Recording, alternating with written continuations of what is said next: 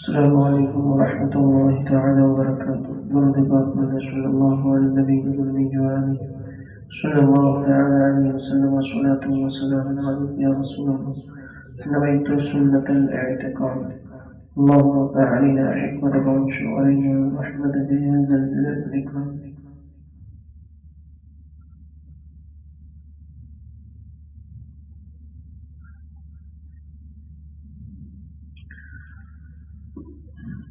بسم اللہ الرحمن الرحیم.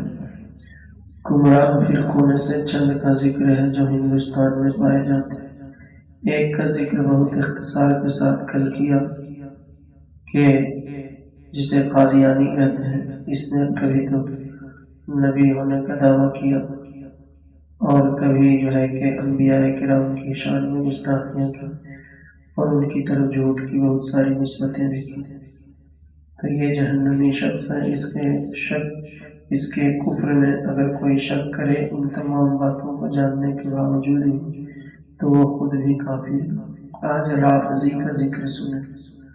رافضی رفض سے بنا ہے، یعنی جو اسلام سے نکل گیا وہ رافضی ہوتا ہے.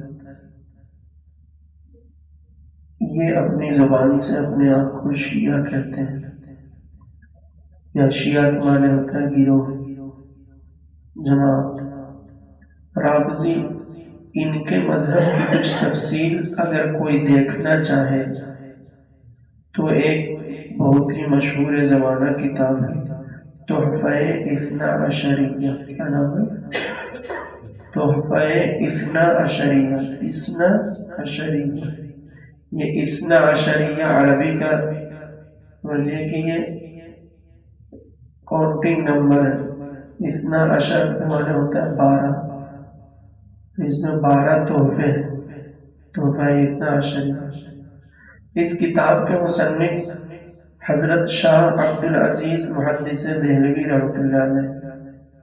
شاہ عبد العزیز محدث دہلوی اعلیٰ حضرت امام اہل سنت امام احمد رضا خان فاضل بریلوی علیہ رحمہ سے پہلے کے یہ بزرگ ہے. اور یہ کتاب اپنے موضوع میں لاجواب و بے نظیر ہے. بیان کیا جاتا ہے کہ جب انہوں نے یہ کتاب لکھی تو ایران جہاں شیعوں کی کثیر تعداد ہے وہاں خبر گئی کہ ہندوستان میں دہلی کی سرزمین پر کسی نے شیعوں کے بارے میں ان کے جو ہے کہ اندرونی باتوں اور غلط باتوں پر کتاب لکھی ہے اور ان کے جو ہے کہ باطل نظریات کا اس نے ذکر کیا. تو یہ مغلیہ سلطنت کی بادشاہ گھرانے کی کوئی بیوی، کسی مغل شہزادے کی بیوی نے جو کہ ایران کی تھی، اس نے خط بھیجا اپنے مائکے کہ وہاں کے جو بڑے عالم ہیں ان کو بھیجا جائے مناظرہ کے. تو وہاں سے ایک مولوی ان کی جماعت کا، رافضیوں کی جماعت کا، جس کو ان لوگوں نے بہت بڑا سمجھا تھا، اس کو بھیجا. وہ بہت ساری کتابیں جو ہے کہ اونٹ پر لاد کر کے چلا وہاں سے دہلی پہنچا شام کے وقت میں. حضرت شاہ عبد العزیز محدث دہلوی رحمۃ اللہ علیہ کے جو شاگرد تھے انہیں پتہ چلا کہ یہ حضرت سے مناظرہ کرنے آئے. تو آپ نے فرمایا کہ ٹھیک ہے کل مناظرہ کرے گی، آج تھکے ہونا تھوڑا آرام کریں. تو رات کو کھانے کے لیے جب دسترخوان پہ اس کو کھانا بھیجا گیا، انہی بچوں کے ذریعے کھانا، تو ان لوگوں نے اپنی طرف سے کچھ سوالات قائم کیے کھانا کھلانے کے دوران، جس کا جواب اس سے بن ہی نہیں پایا. جب یہ بچے کھانا کھلا کر چلے آئے، اسے طالب علم یہ تھے ان کے شاہ عبد العزیز محدث دہلوی علیہ رحمہ، تو اس نے یہ خیال کیا کہ جب شاگرد ہی پھنسا دیا ہے مجھے اتنے جو ہے کہ ڈیفیکلٹ سوال کر کے، اتنے میں اگر ہم ابھی بھی سبق نہیں سیکھے تو کل اور بڑی ذلت و رسوائی ہوگی، جو میری عزت حال میں وہ بھی خاک میں مل جائے گی۔ اس لیے بھلائی اسی میں ہے کہ رات ہی کو خاموشی سے اپنا بوڑھیا بستر سمیٹو اور نکل لو۔ تو اس نے رات کی سناٹے میں جس طریقے سے شام کو آیا، صبح ہونے سے پہلے ہی خاموشی سے چور کی طرح دم دما کے بھاگا۔ آپ اندازہ لگائیں یہ کتاب کتنی اہم ہے۔ ایسے استاد کی ہے جن کے شاگردوں نے ایران کے نامی گرامی کو، جس کو ان لوگوں نے سورما سمجھ کے بھیجا تھا، یہاں اس کو دھول چٹا دی چند سوال میں ان کے شاگردوں نے۔ اور ایک زاویے سے ایسے بھی دیکھیں کہ حضور تاج الشریعہ علیہ السلام کی زندگی کے جو آخری ایام ہیں، 10-12 سال 15 سال کے، اس میں آپ کی بینائی جا چکی تھی۔ قدرتی طور پر نہیں گئی تھی، بلکہ کچھ دوا کے سائیڈ ایفیکٹ کی وجہ سے ایسا ہوا تھا۔ بتایا جاتا ہے کہ غالباً 2010 کے قریب کی بات ہے کہ آنکھ میں درد ہوا۔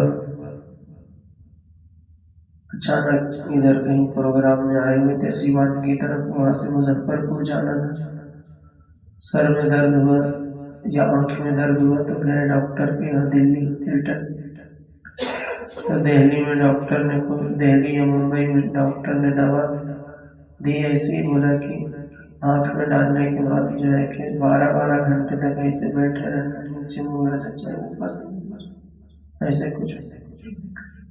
تو اس طرح سے کیا تو درد میں تو آرام ہوا، لیکن 6 مہینے کے بعد پتہ چلا تیزی کے ساتھ آنکھ کی بینائی گھٹنے لگی، گرتے گرتے یہ بری طور پر چلی گئی۔ لیکن کتاب کا مطالعہ نہیں رکا۔ کتاب کا پہلے مطالعہ خود اپنی آنکھوں سے دیکھ کر کرتے تھے، جب آنکھوں میں دقت آئی تو پھر یہ انتظام کہ کوئی پڑھ کر کے سنائے اور آپ سنتے۔ تو ایک مرتبہ حضرت کی زیارت کی خواہش ہوئی، جامعۃ الرضا میں پڑھنے کے زمانے میں خواہش تو ہوتی ہی رہتی تھی، کس کو خواہش نہیں ہوئی۔ تو جمعرات کے دن شام میں گیا تھا۔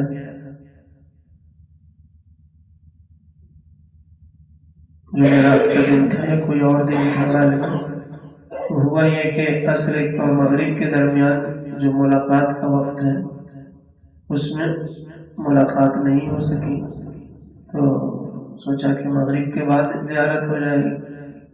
تو مغرب کے بعد جب گئے تو دروازہ کھول دیا گیا، اندر گئے، ہم لوگوں نے سے دیکھا زیارت کے لیے کہ ہاں زیارت کرنا ہے کر لو۔ تو دیکھا کہ مفتی عاشق صاحب کشمیری جو ہے کہ یہی تحفہ اثنا عشریہ پڑھ کر سنا رہے ہیں، اور حضرت ایسے بیٹھے پاؤں لٹکا کر کے تخت چوکی پہ، جس کو ہم لوگ چوکی بولتے ہیں، اس کو بریلی شریف کے علاقوں میں تخت بولتے ہیں، تخت الگ سے۔ تو اسی پر پاؤں لٹکا کر کے بیٹھے ہوں اور ایسے سن رہے، جہاں آپ کہتے ہیں سنانے والے سناتے، وہ پڑھتے جا رہے ہیں، جہاں جملہ پورا ہو رہا ہے تو وہ آگے پڑھتے ہیں، پھر وہ پڑھتے جاتے ہیں، ہوں کہتے ہیں، ہوں کا مطلب آگے چلتے جائیں، اور جہاں دوبارہ پڑھوانا تو کیا، تو پھر وہ اس کو ریپیٹ کرتے ہیں۔ اچھا، فارسی میں ہے یہ اصل کتاب، کس میں ہے؟ تو فارسی کی کتاب ہے تو فارسی میں پڑھتے جائیے، عربی کی کتاب ہے عربی میں پڑھتے جائیے، انگلش ہے تو انگلش میں پڑھتے جائیے، سمجھے؟ یہ ہے حضور تاج الشریعہ کا۔ تو اس طریقے سے مطالعہ ہو، تو یہ کتاب بھی حضرت کے مطالعے میں تھی، معتبر کتاب ہے، اس کا اردو ترجمہ بھی مارکیٹ میں ملتا ہے۔ تو دیکھیں مختصر باتیں یہاں گزارش کرتا ہوں۔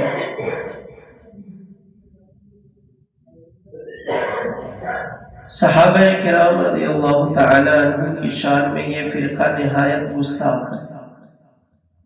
وہ پیچھے والا جس کا ذکر ہوا وہ تو اپنے نبی ہونے کا دعویٰ کر کے مردود ہوا، جہنمی ہوا، اور اس کے ماننے والے اس کو نبی مان کر کے جہنمی ہوئے۔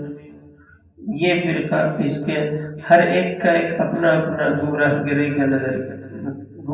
کا اپنا اپنا طریقہ ہے، خود گمراہ ہوتے ہیں پھر دوسروں کو۔ اس فرقے کا عالم یہ ہے کہ یہ صحابہ کی شان میں نہایت گستاخی کرتے ہیں، ان پر سب و شتم ان کا عام شیوا ہے۔ سب و شتم یہ عربی کا لفظ ہے، چھوٹی سی ان سے سب کا معنی عربی میں ہوتا ہے گالی دینا، شتم کے معنی برا، کسی کا برا چاہنا یا اس کی مصیبت پر خوش ہونا۔ جیسے قرآن پاک میں ان دونوں صیغوں سے لفظ آیا ہے، ایک تو یہ ہے وَلَا تَسُبُّوا الَّذِينَ يَدْعُونَ مِن دُونِ اللَّهِ فَيَسُبُّوا اللَّهَ عَدْوًا بِغَيْرِ عِلْمٍ، کہ جو لوگ اللہ کو چھوڑ کر معبودان باطلہ کی عبادت کرتے ہیں، ان کے معبودوں کو گالی مت دو، برسر عام کھلم کھلا گالی مت دو، کیونکہ تم اگر ان کے جھوٹے معبودوں کو گالی دو گے فَيَسُبُّوا اللَّهَ عَدْوًا بِغَيْرِ عِلْمٍ، تو یہ دشمنی میں اور لا علمی کے باوجود اللہ کو گالی دینے لگے۔ حالانکہ یہ آیت کا حکم فقہاء نے یہ فرمایا کہ منسوخ ہے، غیر تلاوت اس کی باقی۔ بعض فقیہ نے یہ بیان فرمایا کہ اس کا حکم منسوخ ہے۔ اور ایک آیت یہ ہے، حضرت موسیٰ علیہ السلام نے رب کی بارگاہ میں دعا کی، رب لا تشمت بی الاعداء، اے اللہ دشمنوں کو مجھ پر ہنسنے کا موقع نہ دے، ربی لا تشمت بی الاعداء، مجھ پر دشمنوں کو ہنسنے کا موقع نہ دے۔ تو یہ سب و شتم کرنا ان کا عام شیوا ہے، عام شیوا یعنی عام طریقہ چلن ہے ان کا، لان تان کرنا صحابہ کی شان میں۔ شیعوں کا ایک عالم ہے ملا باقر مجلسی، اس کا نام ہے، کیا ہے؟ ملا باقر یا باقر، ملا باقر مجلسی، صحیح لفظ تو باقر ہی ہے لیکن لوگ باقر کہتے ہیں۔ ملا باقر مجلسی اپنی کتاب حق الیقین میں لکھا، وہ فارسی زبان میں کتاب ہے، ٹائم کی نزاکت کو دیکھتے ہوئے میں صرف اس کا اردو ترجمہ بول رہا ہوں، کہ اس نے لکھا کہ حضرت امام جعفر صادق یہ لوگ غیر نبی کے ساتھ بھی علیہ السلام کہتے ہیں، اگرچہ ہمارے بعض سلف کی تحریروں میں بھی یہ ملتا ہے، جیسے کہ امام بخاری کی تحریر میں ملتا ہے کہ انہوں نے بھی غیر نبی کے لیے علیہ السلام کا لفظ استعمال کیا، لیکن وہ محدث تھے، فقیہ نہیں، ٹھیک؟ حدیث اور محدث سے بڑا مرتبہ فقیہ کا ہوتا ہے۔ محدث جو ہے وہ جو ہے کہ فارمیسسٹ کے درجے میں، صرف اس کو دواؤں پہ فلاں دوا پہ فلاں دوا فلاں دوا، اور جو فقیہ ہے وہ دوا سے اوپر کی بات، وہ مرض کا بھی علم رکھتے ہیں کہ کس مرض میں کون سی دوا کام کرے گی۔ اس لیے فقیہ کی جب بات آئے اور محدث کی بات آئے اور بظاہر دونوں میں لگے کہ موافقت نہیں ہو پا رہی ہے تو فقیہ کی بات پر عمل کیا جائے، ٹھیک ہے؟ تو امام اعظم ابو حنیفہ رضی اللہ تعالیٰ عنہ اور دیگر بعد کے بہت سارے فقہاء نے یہی فیصلہ دیا کہ غیر نبی کے ساتھ علیہ السلام کا لفظ، یعنی فرشتے اور نبی کے علاوہ کسی اور کے لیے علیہ السلام کا لفظ ڈائریکٹ استعمال نہیں کر سکتے، سمجھ؟ ہاں حضور کی تبعیت میں بعد میں ان کی آل اولاد کے ساتھ علیہ السلام، جیسے کہ حضرت محمد مصطفیٰ صلی اللہ تعالی علیہ وسلم وعلی آلہ و اہل بیتہ و اصحابہ و جمیع المؤمنین، تو کیا مانا ہوا کہ حضور پر درود ہو اور سلام ہو، اور حضور کی آل پر بھی درود و سلام ہو، اور ان کے صحابہ پر بھی ہو، اور جملہ مومنین و مومنات پر بھی۔ ڈائریکٹ یہ کہنا صحیح نہیں، اس سے منع فرمایا کہ فلاں کسی بزرگ کا نام لیے یا کسی اہل بیت میں سے کسی فرد کا، اور کہا علیہ السلام، یہاں تک کہ حضرت مریم کے لیے بھی علیہ السلام نہیں کہنا چاہیے، رضی اللہ عنہ کہیں، ٹھیک ہے؟ رحمت اللہ علیہ علیہ کا مؤنث ہے تو مذکر کے رحمت اللہ علیہ برکت. تو اس نے یہ لکھا حضرت امام جعفر صادق علیہ السلام سے منقول ہے کہ جہنم کے 7 دروازے ہیں. ایک دروازے سے داخل ہونے والے فرعون، حامان اور قارون ہیں. یہ ابو بکر، عمر اور عثمان سے کنایا ہے. اور دوسرے دروازے سے بنو امیہ داخل ہوں گے جو ان کے ساتھ مخصوص ہے. نعوذ باللہ رب العالمین. یہ اس میں لکھا.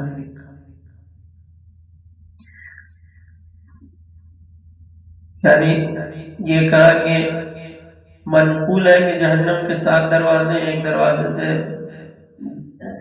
داخل ہونے والے فرعون، حامان، قارون ہے. اس کے بعد یہاں سے یہ ذکر کیا کہ نایا از ابو بکر، عمر، عثمان داخل می شون. پھر لکھا از در دیگر بنو امیہ داخل می شون کے مخصوص ایشاس. اور دوسرے دروازے سے بنو امیہ داخل ہوں گے جو انہی لوگوں کے لیے خاص ہے. اور ایک جگہ اور لکھتا ہے فارسی عبارت میں ہے، اس کا ترجمہ یہ ہے: براءت میں ہمارا عقیدہ یہ ہے، براءت میں ہمارا عقیدہ یہ ہے کہ ان 4 بتوں سے بیزاری طلب کرتے ہیں. براءت کے معنی یعنی کسی سے اپنی ناگواری ظاہر کرنا، اپنی ناپسندیدگی کا اظہار کرنا. ٹھیک ہے، لا تعلقی ظاہر کرنا. تو یہ کہتا ہے کہ براءت میں ہمارا عقیدہ یہ ہے کہ ان 4 بتوں سے بیزاری طلب کرتے ہیں. 4 بتوں سے، مورتیوں سے. پھر اس کے بعد لکھتا ہے یعنی ابو بکر، عمر، عثمان، معاویہ.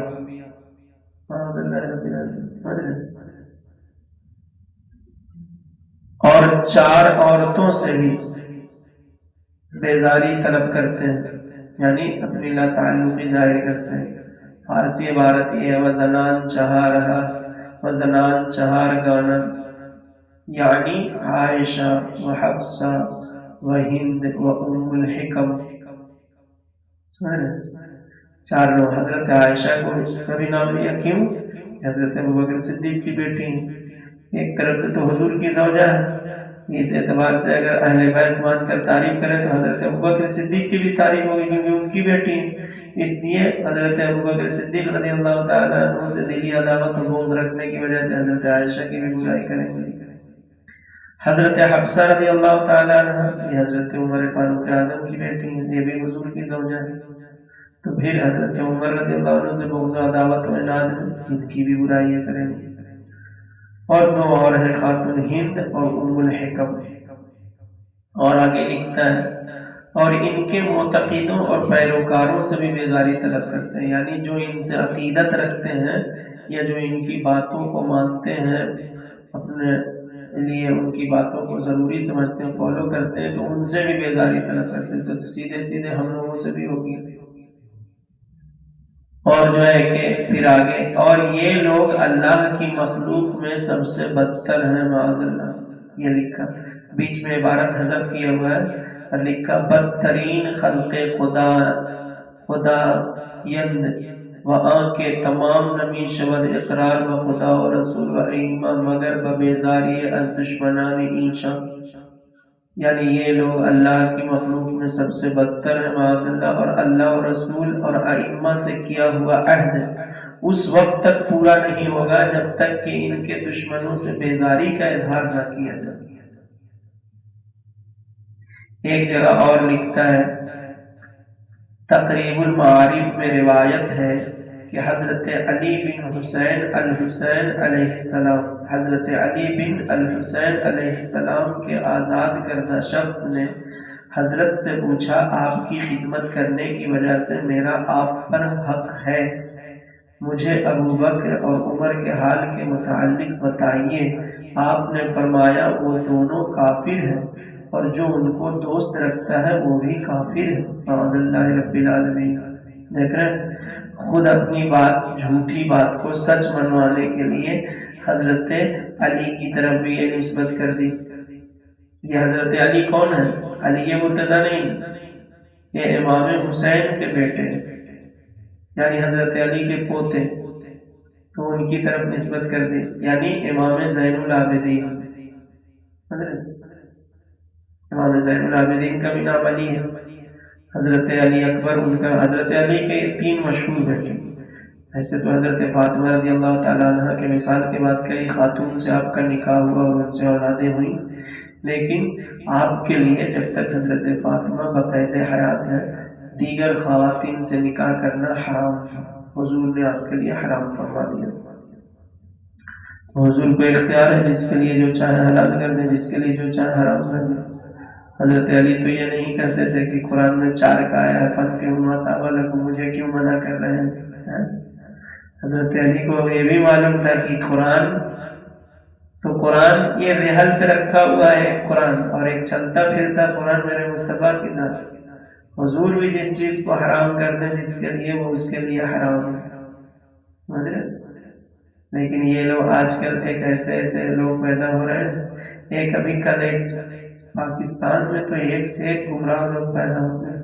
ایک شیخ احمد شیخ ہے، سمجھ رہے ہیں؟ شیخ احمد، یہ شیخ محمد ہے، داڑھی بھی وہ خشخشی رکھتا ہے، سیاہی سے سفیدی کی طرف داڑھی آ گئی ہے، لیکن اس کا نیا عقیدہ کل میں سنا تو بڑا تعجب ہوا۔ پوری دنیا میں سب سے الگ اس کا عقیدہ ہے۔ وہ کہتا ہے کہ محمد صلی اللہ تعالی علیہ وسلم جو ہے یہ آدمی ہے ہی نہیں، کیا ہے پھر؟ بولتا ہے کہ دیکھو قرآن میں ہے کہ محمد تم میں سے کسی کے باپ ہیں ہی نہیں، تو اگر وہ آدمی میں سے ہوتے تو کسی نہ کسی کے باپ دادا ہوتے۔ ٹھیک ایسے ہی الٹی سیدھی تعویل کر کے جگہ جگہ، اب تو تفسیر کو بھی نہیں مانتا ہے نہ حدیث کو، ساری بات اسی قرآن سے، وہ بھی جو اس کو سمجھ میں آ رہا وہی صحیح ہے۔ ارے قرآن یہی ہے، وہ مطلب اپنا نکالتا ہے، اس کو تفسیر سے کچھ نہیں لینا دینا ہے۔ وہ جو سمجھے ترجمہ غلط بھی ہے تو اس کا غلط ترجمہ اس کے لیے صحیح ہے۔ تو پھر محمد صلی اللہ علیہ وسلم ہے کون؟ تو اس کا کہنا ہے کہ وہ روح ہے۔ روح کیا ہے؟ بولے وہی جو روح القدس کا ذکر ہے۔ تو روح القدس کیا ہے؟ وہی روح القدس روح الامین ہے، اور روح الامین کیا ہے؟ تو وہ امانت دار روح۔ پھر وہ کیا ہے؟ فرشتہ ہے؟ بولے نہیں، یہ سب ایک ہی ہے۔ یہ جو ہے کہ قرآن سے جو ہم پڑھتے ہیں، جو ہمارے اوپر اثر ہوتا ہے، دل میں ایک احساس، ایسنس جو پیدا ہوتا ہے، ایک فیلنگ، وہی جو ہے کہ یہ ہے روح۔ یہ ایسا نیا عقیدہ نکال کر لایا۔ لوگوں نے کہا کہ پھر جو ہے کہ تو پھر ایسے، اور وہ اس کا کہنا ہے کہ آج بھی قرآن نازل ہو رہا ہے۔ کیسے نازل ہو رہا ہے؟ تو قرآن تو مکمل ہے۔ بولا نازل ہونے کا یہ معنی ہے کہ ہم جو پڑھتے ہیں اور جو سمجھ میں آتا ہے اور جو ہمارے دل میں جو اس کا اثر ہوتا ہے، یہ نزول ہے قرآن۔ لوگوں نے اس پر اعتراض کیا، تو پھر اگلے لوگ جتنے لوگ مانتے آئے وہ سب لوگ غلط تھے۔ تو بولے کہ سب غلط ہو جائے تو ہم کو اس سے کیا لینا دینا ہے، پوری دنیا غلط ہو جائے، ہم تو قرآن کو نہیں کر سکتے۔ ابلیس کو فالو کرنے والا ہے کہ نہیں؟ ویسے ہی ہے بس، اور کیا۔ کمنٹ میں دیکھ رہے ہیں کہ کچھ لوگ تو یہ لکھ رہے ہیں کہ شیخ محمد کے ساتھ قرآن ہے اور قرآن کے ساتھ شیخ محمد ہے، یہ کمنٹ لکھ رہا ہوں۔ تو یہ ایسا ہے کہ ایسے فتنے پیدا ہو رہے ہیں جو خود بھی گمراہ کرے دوسروں کو۔ آپ لوگ کے دل میں یہ خواہش نہیں پیدا ہونا چاہیے یہاں سے جانے کے بعد کہ چلیں اس کو سرچ کر کے سنیں، کیونکہ کہیں ایسا نہ ہو کہ شیطان دل میں کچھ وسوسہ ڈال دے اور جو ہے کہ پھر اس کی بات میں پھنس جائے۔ ایک قرآنی آیت پڑھ کر کے لولا رجل من القریتین لولا نزل هذا القرآن على رجل من القريتين عظيم، اس آیت کو پڑھ کر اس کا ترجمہ غلط کرتا ہے، اور کیا اس غلط ترجمے پر اپنا ایک عقیدہ بناتا ہے۔ وہ غلط ترجمہ کیا ہے اس کا؟ ترجمہ غلط یہ کرتا ہے کہ ان 2 عظیم بستیوں سے کسی آدمی پر قرآن کیوں نہیں نازل کیا؟ ٹھیک. اور پھر اس کے بعد یہ عقیدہ اس سے بنایا کہ محمد صلی اللہ علیہ وسلم نہ مکہ کے رہنے والے تھے نہ مدینہ کے رہنے والے تھے، تو پھر کہاں کے تھے؟ بولے کہ وہ انسان ہے ہی نہیں، تو پھر یہ سوال کیوں کرتے ہو کہ کہاں کے رہنے والے؟ اور اس کے سامنے جو لوگ بیٹھے ہوئے ہیں ان کے دل میں اسلام کی محبت ہے، حضور محبت ہے، لیکن وہ لوگ بیچارے عربی نہیں جانتے.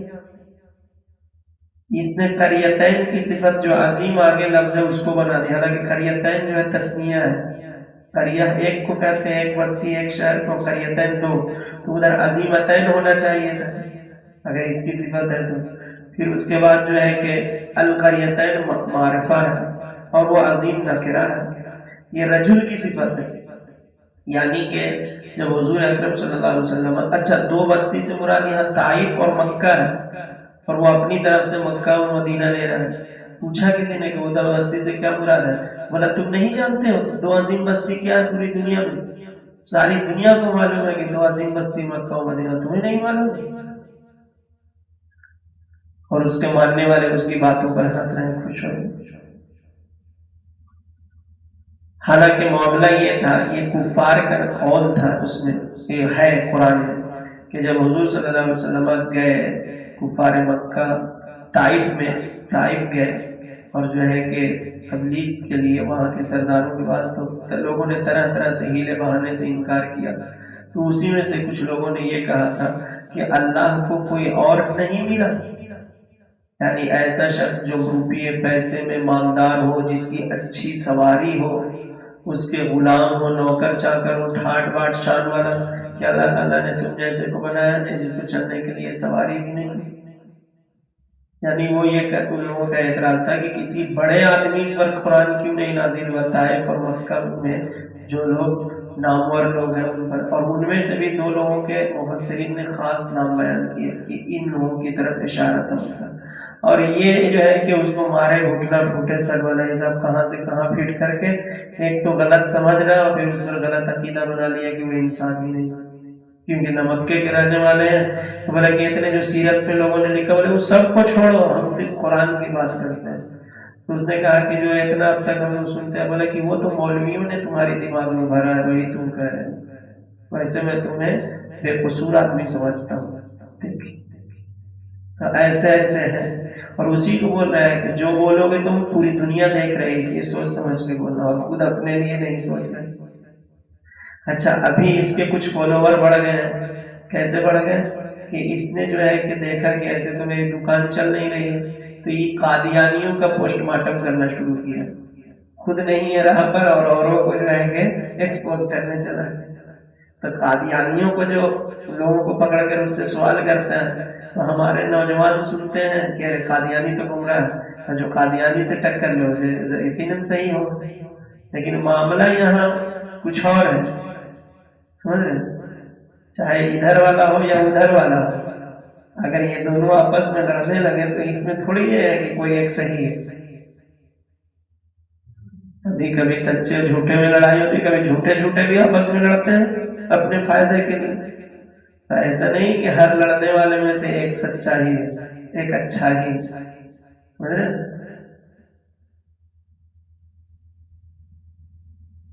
تو یہ ان لوگوں کے عقائد ہیں. اب اس سے آپ اندازہ لگا سکتے ہیں. ایک جگہ اور یہی لکھتا ہے کہ جب امام مہدی کا ظہور ہوگا، اس نے لکھا کہ جب امام مہدی کا ظہور ہوگا تو حضرت عائشہ کو زندہ کر کے ان پر حد جاری کریں گے، یعنی سزا نافذ کریں گے،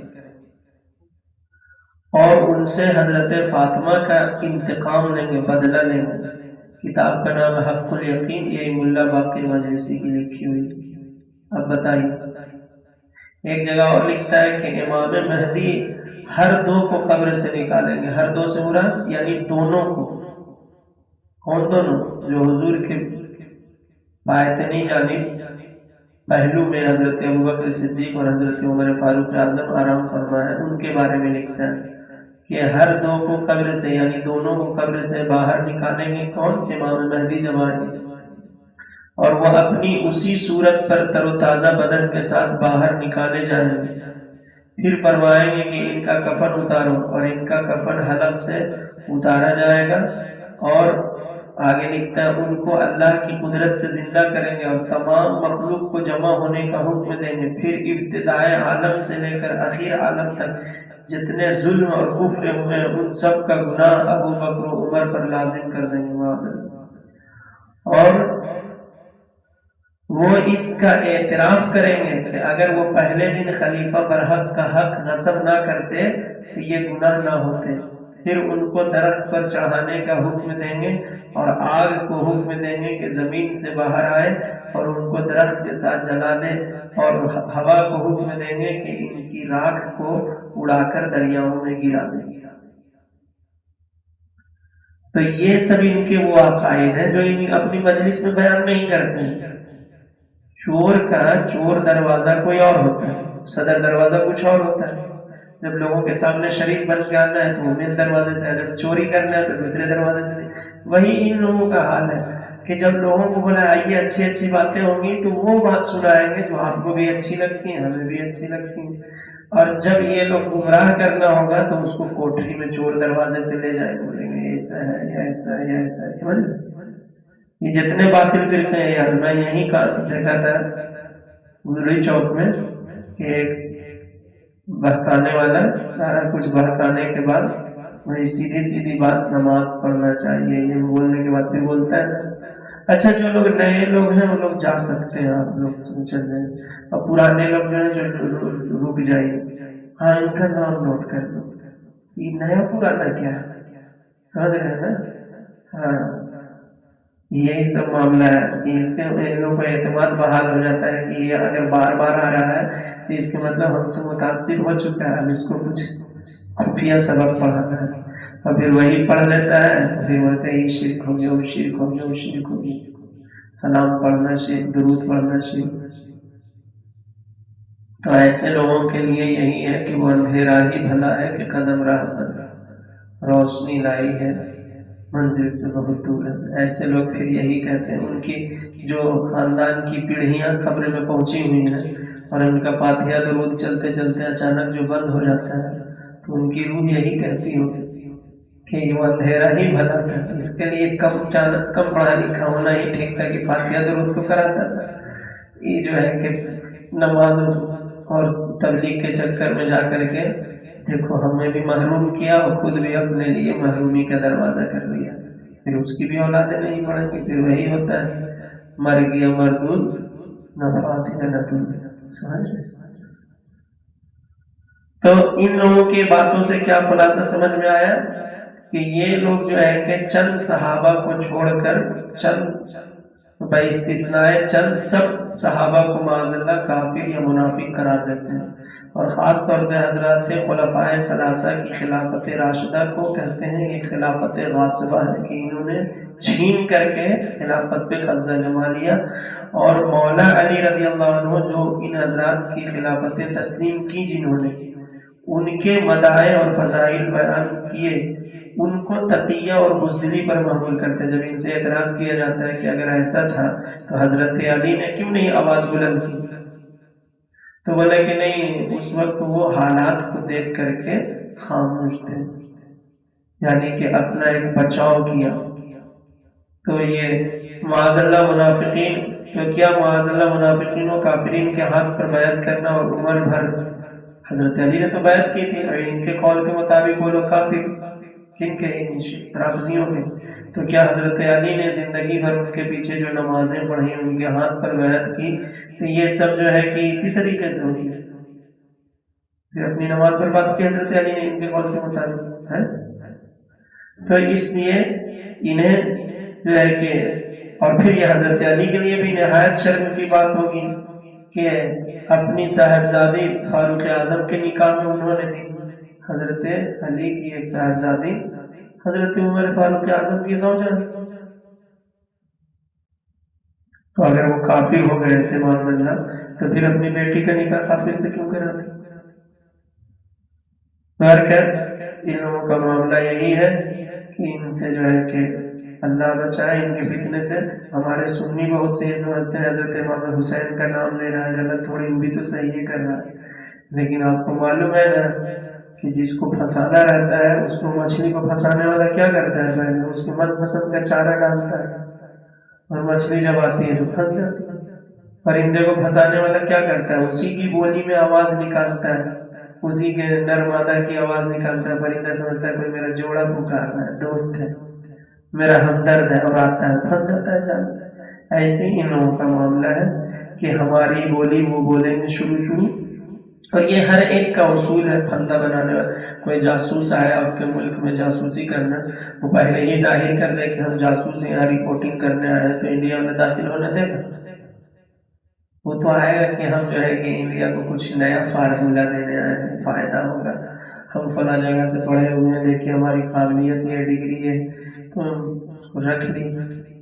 جیسے شاہجہاں ہی کو دیکھی، بیٹی ایک موقع پر جل گئی تو اس کا علاج بہت سارے ڈاکٹروں حکیموں سے کرایا، فائدہ نہیں ہوا۔ یہ بھی ایک کہیں اتفاق کہ انگریز کے دوا سے فائدہ ہوا۔ پوچھا کیا چاہتے ہیں اس کے سینے میں؟ جو مانگو گے تم۔